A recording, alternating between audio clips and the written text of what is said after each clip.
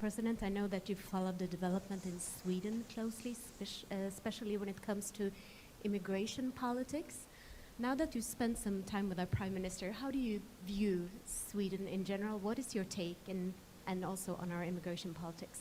Thank you. I think you have a wonderful Prime Minister, I have to say. We've gotten to know each other. Certainly you have a problem with the immigration. It's caused problems in Sweden. I was one of the first ones to say it.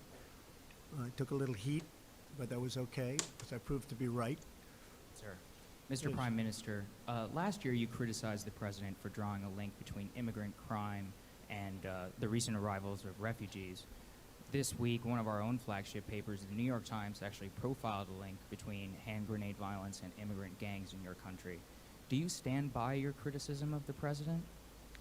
First, Sweden, we have our share of domestic challenges, no doubt about that. So, and we inherited a legislation that was not sustainable, legislation on migration,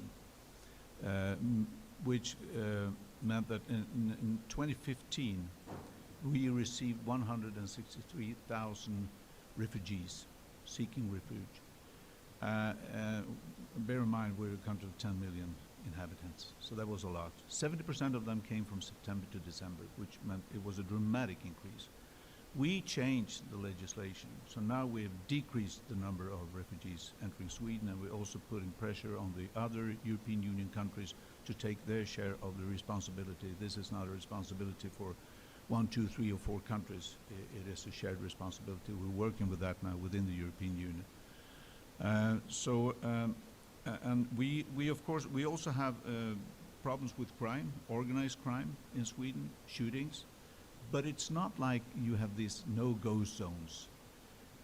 We have dealt with it. I'm dealing with it every day, allocating more resources to the police, more policemen trained, more resources to the security police, tougher law on crime, tougher law on terrorism, supporting terrorism. So we do a lot to combat that. And we can also see some results now in our 3 major cities. Decrease shootings because we're attacking the organized crime very tough, and we'll keep on doing that because there is no space in Sweden for organized crime because they decrease freedom for ordinary people.